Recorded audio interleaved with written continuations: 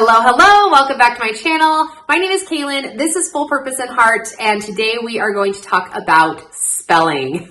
If you have been around for a hot minute, then you're gonna know spelling has been a thorn in my side, a struggle to the end. We struggle with spelling so much, but I'm going to just chat a little bit about what we've done for spelling, what's worked, and kind of where we're at with it now. Hopefully giving you some ideas of what you can do with spelling. I think that this has been our best spelling year yet. So let me just tell you kind of what we're doing and some suggestions of how we're doing it, and then we'll go from there. So let's chat.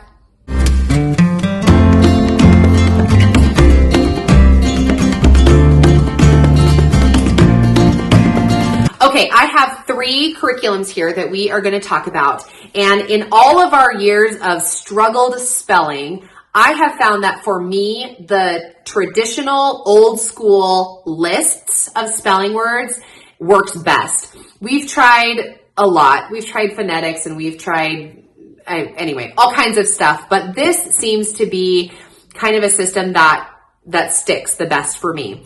And if you follow the same people on the internet that I do, then when I mentioned we started spelling crafts, then you're going to know what I'm talking about, because I've been inspired by spelling crafts because I like making crafts, my kids like making crafts, and it just gives them kind of a more fun way to practice their lists. So when it comes to a curriculum and like how to find your lists, the bottom line is that I don't think it really matters where you find your lists, but I have 3 here and I love them all independently. So for their own reasons. So currently we are using Evan Moore. This is just Evan Moore Building Spelling Skills, and I purchased the student practice book.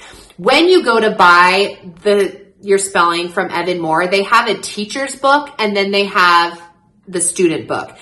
One is like $10 more or double the price than the other. And the reason for that is because the teacher's manual is going to, number one, it will have like a lesson plan that you can do. It kind of provides suggestions of what you can do each day of the week before the student does their work page. And also at the very beginning of the book, which I didn't remember seeing, but I was reminded, is that it will have just the lists, and you can, I think it's for copy purposes. As a teacher of a large classroom, you want to copy all of the lists for each of the students, then you can do that, and it'll have, just like one piece of paper. I don't have an example because mine doesn't have it, but just like a piece of paper, and then it'll say like week 1 and it'll give you all the words, week 2 and then it'll give you all the words. So then you can copy, slice, and then have it, and you can like paste it on the student's desk, or you can put it in the classroom or send it home as homework or whatever you want to do for that. So that's one of the differences.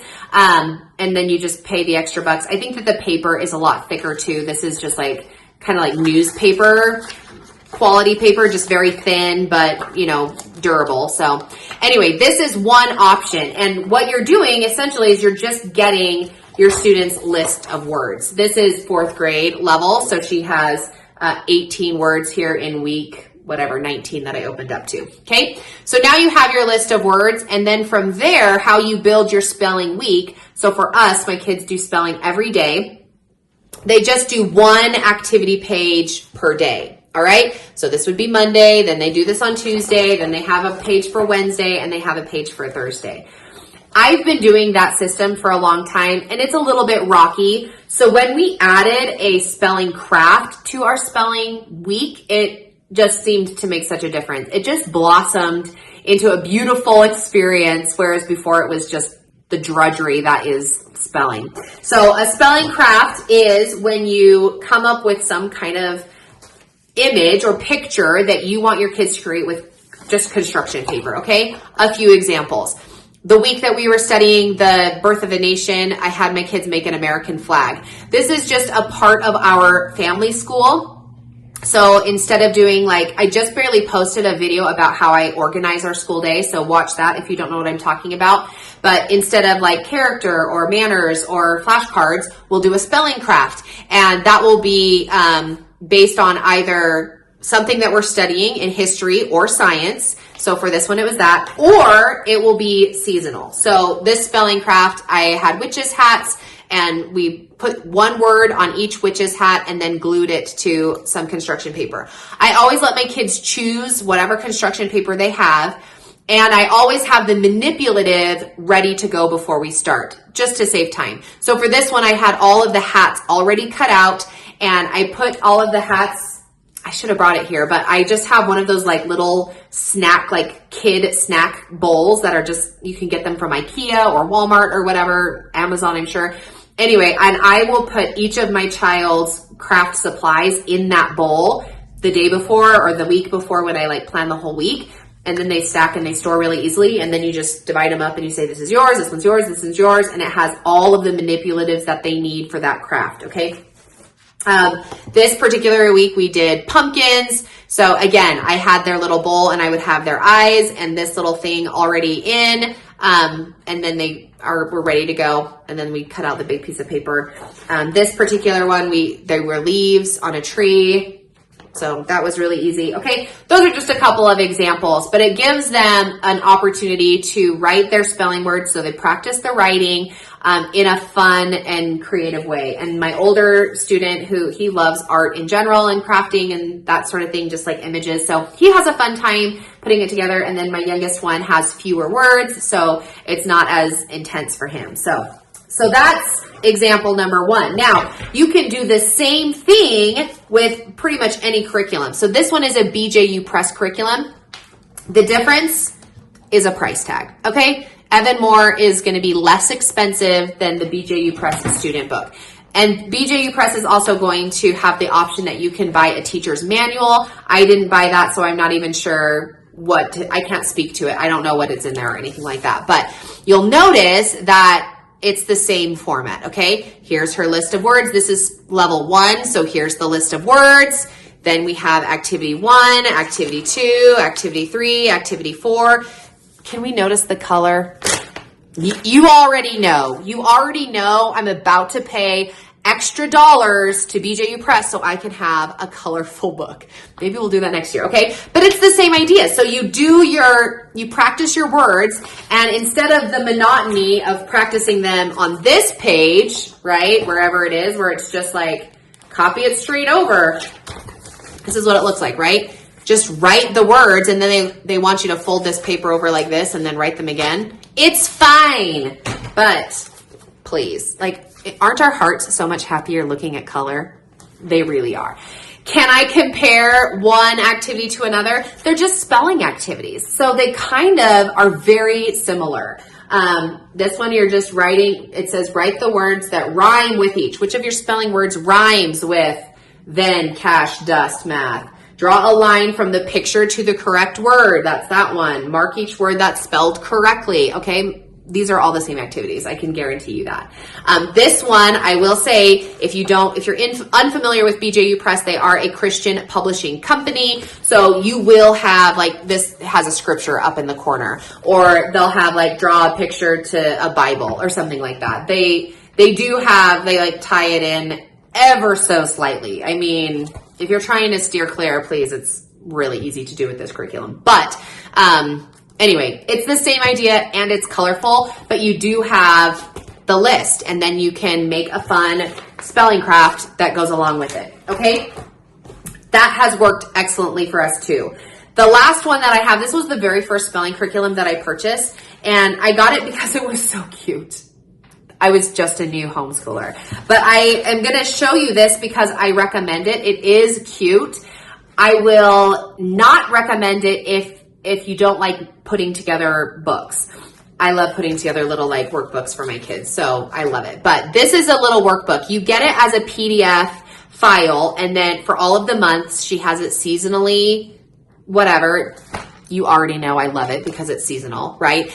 And then you print it out, and then I did all of this. Then you have to print these on a separate page, and then you glue it on there, so it's a tab. I mean, it's a lot, but it's so fun.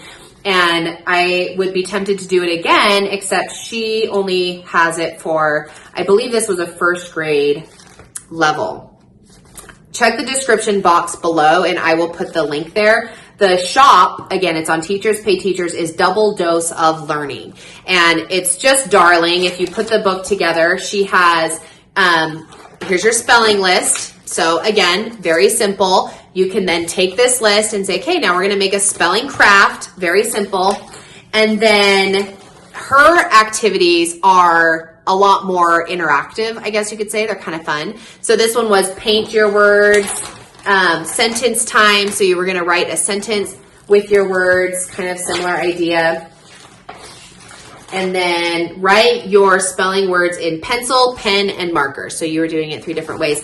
And she had like a lot of different options. So not every week is the same. Okay, so here we are filling the boxes in. Evan Moore has this. So does BJU Press. Here's the pencil, pen, and marker one again. Anyway, you kind of get the idea. Cut and paste to put your words in ABC order. Clearly, we did not do that one. It's been years since we've had this one. Oh, these are a fun one when you like write it in white marker and then write with white crayon and then color over with a marker and it like shows your words. So that's kind of a cute one. This one's a fun game. Okay, anyway, this is really cute. And I haven't looked at this in a lot of years. I pulled this out specifically for this video. And I'm like, oh, maybe I should do something like this for my youngest because he's in 1st grade now. He's a young 1st grader. So I'm like, oh, I should pull this out. I still have this file. Wouldn't that be so fun? So stay tuned for future videos because if you see me pop that out, you're going to be like, I was there when Kaylin decided that she was going to make one for her youngest. So anyway, that's my 2 cents about spelling. I just want to encourage you that spelling can be challenging. It's been challenging for us, but finding a system and then kind of going with that, it makes it fun. And adding in these spelling crafts. So thank you to the internet world for encouraging and inspiring. And sometimes I just have to like flip through all of the people that are making different spelling crafts because sometimes it may not be a skill in your brain where you're like, well, let me think of something seasonal. Like it just doesn't pop into your head all of the time. And that can be challenging. So again, like Pinterest is a great place to go and Instagram. If you like even looked up the hashtag spelling crafts, there's a lot. And then the account Pineapples and Pencils. She has been doing it for years now, I think, at least 2 for sure. And she's got a highlight bubble with a bunch of just examples. And it's great. You can do it with books that you're reading, like themed around the books that you're reading or subjects that you're studying or whatever. Like it just kind of is another way that you can do some cross-curricular studies and then make spelling kind of fun too. So hopefully that was helpful. Again, that description box below, I'll try to find this and put a link for her. If I can't find it, it's not going to be there. So just remember, double dose of learning. Teachers Pay Teachers shop. She'll be there. So anyway, thanks so much for tuning into another video. I'm glad that you're here. I know when it comes to homeschooling content, there is a lot out there. So I'm glad that you're here. If you enjoy my content, I'd invite you to consider subscribing and then go ahead and hit that bell if you want to have a notification for when I post new content. So anyway, thanks so much for joining me today and we'll catch you in another video.